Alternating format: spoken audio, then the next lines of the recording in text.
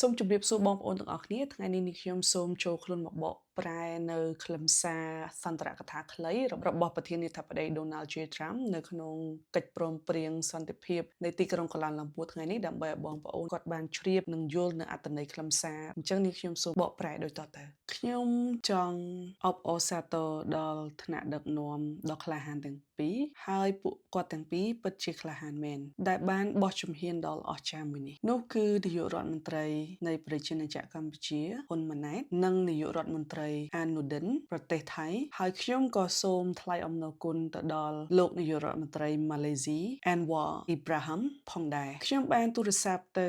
នាយករដ្ឋមន្ត្រីម៉ាឡេស៊ីតាំងពីមានចំនួនដំបូងមកម្លេះហើយខ្ញុំបាននិយាយប្រាប់ទៅគាត់ថាតើលោកបានដឹងទេថាមានប្រទេសពីរដែលនៅក្បែរខាងលោកកំពុងតែប្រយុទ្ធគ្នាយើងត្រូវការទីកន្លែងទី3គឺជាទីកន្លែងមួយដែលមានភាពអព្យាក្រឹតដើម្បីដោះស្រាយចំនួនមួយនេះហើយលោកប្រធានាធិបតីប្រទេសម៉ាឡេស៊ីក៏យល់ព្រមខ្ញុំក៏បាននិយាយបន្ថែមទៅគាត់ថាប្រសិនបើយើងអាចដោះស្រាយបញ្ហាមួយនេះបានខ្ញុំនឹងធ្វើដំណើរទៅកាន់ប្រទេសរបស់លោកហើយខ្ញុំបានធ្វើតាមពាក្យដែលខ្ញុំសន្យាក្រុមការងាររដ្ឋបាលរបស់ខ្ញុំបានធ្វើការនេះភ្លាមៗដើម្បីទប់ស្កាត់មិនឲ្យមានការប៉ះទង្គិចធ្ងន់ធ្ងរឡើយខ្ញុំបានទូរស័ព្ទជាច្រើនលើកច្រើនសារជាមួយនឹងថ្នាក់ដឹកនាំទាំងពីរតាមពិតទៅកាលនោះខ្ញុំនៅកន្លែងមួយដែលមានឈ្មោះថា Thunbury នៅក្នុងប្រទេស Scotland ខ្ញុំបានហៅទូរស័ព្ទជាច្រើនលើកច្រើនសារម្ដងជួបជាមួយនឹងប្រធានាធិបតីម្ខាងម្ដងជួបជាមួយទាំង3នាក់ម្ដងជួបជាមួយទាំង4នាក់យើងបាននិយាយជាច្រើនដង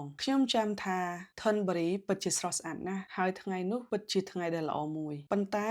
ខ្ញុំក៏បាននិយាយដែរថាការដោះស្រាយបញ្ហាចំនួនរវាងប្រទេសទាំងពីរពិតជាមានសារៈសំខាន់ជាងការលេង golf ទៅទៀតខ្ញុំបានស្នើឲ្យថ្នាក់ដឹកនាំទាំងពីរជ្រើសរើសយកផ្លូវដោះស្រាយមួយដោយភាពសុខដុមរមនានិងមានសន្តិភាពជំនួសពីការបង្ហូរឈាមនិងសង្គ្រាមដែលមិនចាំបាច់នោះទេនៅចុងខែកក្កដាបន្ទាប់ពីមានការពិភាក្សាដ៏មានប្រសិទ្ធភាពមួយយើងក៏បានឈានដល់ការព្រមព្រៀងឈប់បាញ់ហើយឥឡូវនេះថ្នាក់ដឹកនាំដ៏ល្អទាំងពីរនេះដែលសុទ្ធសឹងតែជាមនុស្សដែលមានគុណភាពខ្ពស់ហើយនាយករដ្ឋមន្ត្រីទាំងពីរក៏មានប្រវត្តិសិក្សានៅសហរដ្ឋអាមេរិកដូចគ្នាផងដែរឥឡូវនេះពួកគាត់មានចំណាប់អារម្មណ៍ចុះហត្ថលេខានៅក្នុងថ្ងៃនេះដែលយើងហៅថាកិច្ចព្រមព្រៀងសន្តិភាពទីក្រុងកូឡាឡាំពួរ Peace Accords